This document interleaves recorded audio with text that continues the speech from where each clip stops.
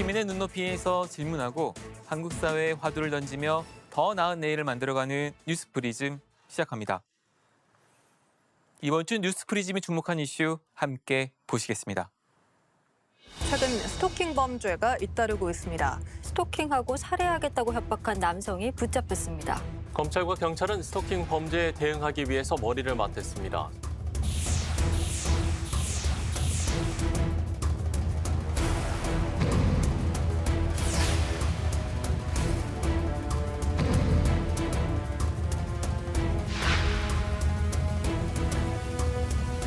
제가 진짜 미친 짓을 했습니다.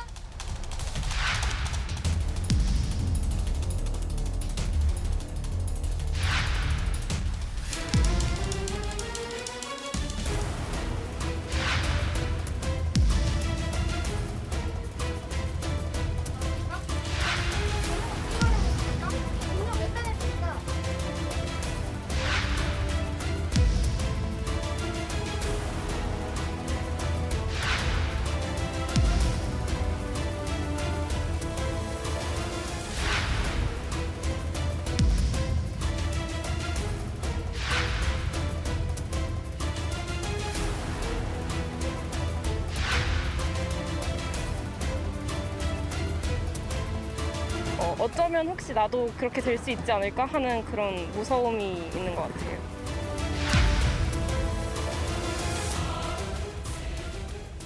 신당역 사건을 계기로 스토킹 범죄에 대한 경각심이 최고조에 올랐습니다. 스토킹은 폭력과 성폭력, 나아가 살인으로까지도 이어지는데요. 여전히 스토킹에 대해 낭만적 구애라는 잘못된 정서적 인식이 있습니다. 폭력을 동반하게 되는 스토킹, 이호진 기자가 짚어봤습니다. 지난 14일 서울 지하철 신당역에서 20대 여성 영무원을 스토킹하고 살해한 혐의로 구속된 전주환. 지난해 11월 서울 중구한 오피스텔에서 스토킹하던 여성을 흉기로 무참히 살해한 김병찬. 모두 시작은 스토킹이었습니다.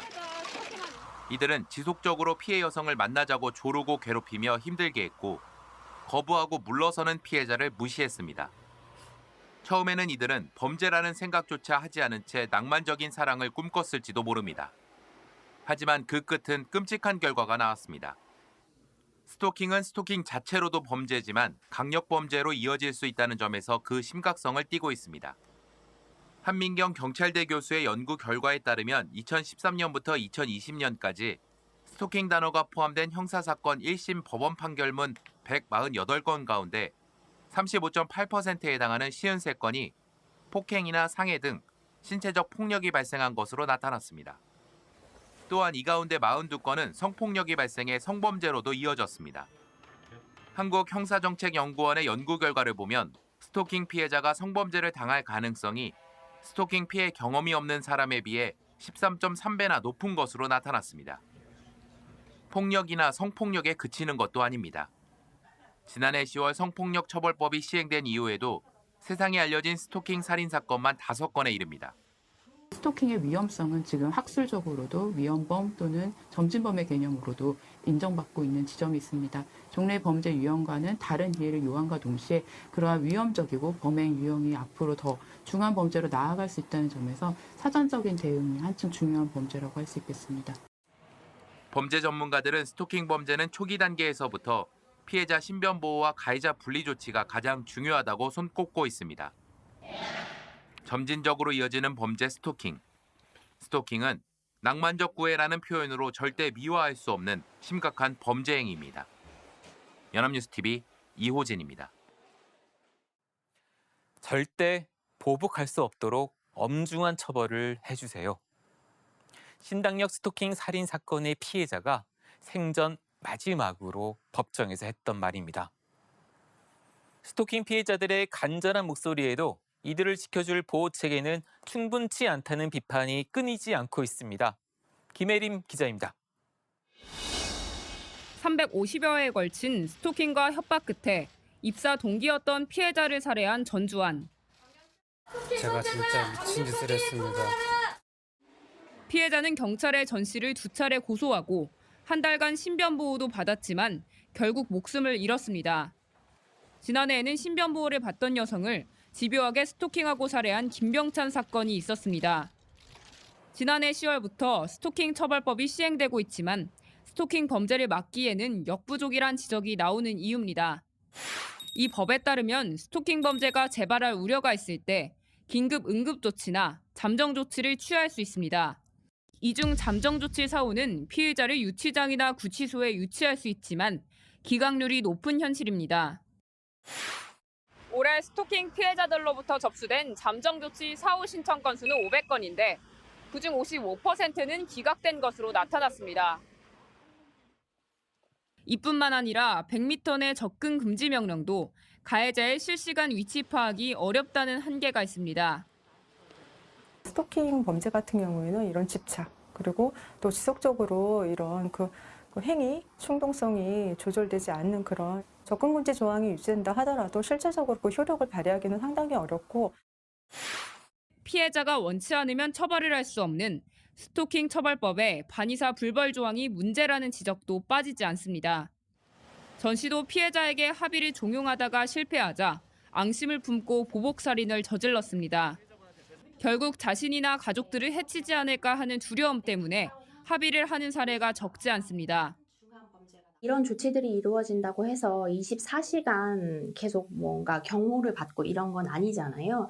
피해자는 이 상황에서 벗어나고 싶은 마음이 제일 크기 때문에 가해자가 이걸 멈춰준다면 그게 가장 빠르고 가장 실익이 있는 방법이라고 생각을 하게 되는 거죠. 스토킹 피해자를 보다 적극적으로 보호할 수 있는 법적 제도적 보완을 서둘러야 한다는 목소리가 더욱 커지고 있습니다. 연합뉴스TV 김예림입니다. 스토킹 가해자들, 도대체 어떤 심리 상태에서 범죄를 저지른 것일까요? 정신건강의학과 전문의들은 스토킹 가해자들이 피해자에게 일그러진 소유욕을 보인다고 진단합니다. 상대의 의사와 감정은 전혀 고려하지 않은 채 집착을 보입니다. 상대가 거부하면 공격성을 나타내기 시작하는데요. 현실을 왜곡해 인식하는 망상장애까지 보입니다. 여기서 상대방의 거절 의사를 반대로 인식하기도 합니다. 스토킹을 멈추지 않은 이유 중 하나이기도 한데 전문가들은 피해자들이 스토커들을 조금이라도 이해하려는 노력을 보여줘선 안 된다고 조언합니다. 스토커들의 망상이 더욱 심해질 수 있기 때문입니다. 이런 상황에서 스토커들은 상대가 결과적으로 접근을 거부할 경우 반발심을 주체 못해 폭력적인 행동을 보일 수 있습니다. 스토킹에 대해 처음부터 단호히 거부 의사를 밝히고 경찰에 신고해야 불상사를 예방할 수 있습니다. 왜 스토킹의 길에 빠져들게 될까요? 가정에서의 애정 결핍, 이성과 교우 관계에서의 문제가 피해 의식을 만들고 스토킹 대상에게 이를 보상받으려 한다는 분석도 나옵니다. 스토킹 가해자들과 피해자들의 성별은 주로 어떻게 될까요? 경찰청에 따르면 스토킹 처벌법이 시행된 지난해 10월 이후 올해 8월까지 스토킹 범죄로 검거된 이는 7,152명입니다. 이 중 남성 가해자는 5,820명입니다. 여성 가해자 1,332명의 4배를 웃도는 수치인데요. 피해자도 여성이 남성보다 5배 이상 많습니다. 남성 가해자가 압도적으로 많은 이유에는 그릇된 남성 우월성이 작용한 결과라고 전문가들은 분석합니다. 또 피해자 입장에서 남성보다는 여성이 신변에 대한 두려움을 더 크게 느껴 경찰에 신고하는 경향성이 크다는 해석입니다. 전문가들은 남성 스토커가 여성보다 더 폭력성을 보일 가능성이 큰 것으로 보고 있습니다. 최근 신당역 살인 사건을 계기로 현행 스토킹 처벌법을 보완하기 위한 후속 입법 논의에 불이 붙었습니다. 논란이 됐던 반의사 불벌죄 조항을 삭제하고 피해자의 신변을 보호할 수 있는 방안을 강화한다는 방침인데요. 뒤늦은 입법 보완은 환영하지만 행정적 뒷받침도 동반돼야 한다는 지적도 나옵니다. 김수강 기자입니다. 지난주 열린 고위당정협의회는 스토킹 처벌법을 개정해 처벌을 강화하는 데 뜻을 모았습니다. 단순 스토킹 범죄에 대한 반의사 불벌죄 조항을 삭제하고 처벌 대상에 온라인 스토킹을 추가하고 잠정 조치, 즉 접근 금지 등에 대해 위치 추적 도입을 긴급 응급 조치 위반 시 형사처벌 등을 신설키로 하였습니다. 지난해 10월 스토킹 처벌법이 국회 문턱을 넘은 지 1년여 만에 이뤄지는 개정입니다. 지난 1999년 15대 국회에서 처음 발의됐던 스토킹 처벌법은 번번이 뒷전으로 밀리며 폐기된 끝에 22년 만에 빛을 보게 됐습니다. 그전까지 우리 사회에서 스토킹은 경범죄로 치부돼 관련법에 따라 처벌받았습니다. 경범죄 처벌법에 따라 지속적인 괴롭힘으로 분류돼 10만 원 이하의 벌금과 구류가 최대였습니다. 하지만 지난해 통과된 법안을 놓고도 범죄를 막기엔 역부족이란 주장이 이어졌습니다. 특히 피해자가 처벌을 원치 않을 경우 이를 면할 수 있도록 한 반의사불벌죄 조항이 도마에 올랐습니다. 가해자가 면식범인 경우 피해자가 보복과 후환을 두려워해 처벌을 원치 않는 경우가 많고 가해자가 피해자에게 합의를 종용하는 2차 가해가 발생할 수 있다는 우려 때문이었습니다. 또 피해자의 신변 보호를 위한 조항이 미비하다는 점도 지적됐습니다. 범죄를 수사하는 동안 가해자에게 접근 금지 등의 조치를 내릴 수 있지만 사실상 이를 감시할 방법이 없었기 때문입니다. 뒤늦게 개정안을 통해 잠정 조치에 위치 추적을 포함하기로 한 것은 반길만한 대목이지만 가해자에게 위치 추적 명령을 부과하여서 접근 금지 구역에 들어오거나 또는 피해자와 가까워졌을 때 경보를 울리는 방식으로 그 범죄를 예방하는 것이 추후 입법적 보완이 이루어진다고 하더라도 인력과 예산 지원 또한 뒷받침돼야 한다는 지적이 제기됩니다. 당장 전자장치 부착 대책의 경우를 보더라도 감독 인력과 예산 지원이 뒷받침되지 않으면 감시 대상만 늘어날 뿐 결국 감시 사각지대가 존재할 수밖에 없습니다. 유관 부처가 후속 대책을 빠른 시일 내에 마련해야 할 것입니다. 실제로 내년도 여성가족부 예산안에 처음으로 포함된 스토킹 피해자 지원 예산은 7억 원 규모로 증가하는 범죄 수에 비해 적다는 비판이 나옵니다. 앞서 윤석열 대통령이 범죄와의 전쟁을 선포하며 겨냥한 스토킹 범죄. 후속 입법과 함께 제도적 보완을 통해 방치됐던 사각지대가 메워질 수 있을지 관심이 모입니다. 연합뉴스TV 김수강입니다. 누군가를 좋아하고 자신의 감정을 표현할 수 있지만 그것이 범죄로 이어져서는 안 됩니다. 상대방이 거부 의사를 밝혔음에도 찾아가거나 계속 문자나 전화를 하는 행위는 엄연한 범죄입니다. 이전에 스토킹은 경범죄로 10만 원만 내면 끝이었습니다. 하지만 이제 경범죄가 아닙니다. 3년 이하의 징역 또는 3천만 원 이하의 벌금형을 받을 수 있는 범죄 행위가 됐습니다.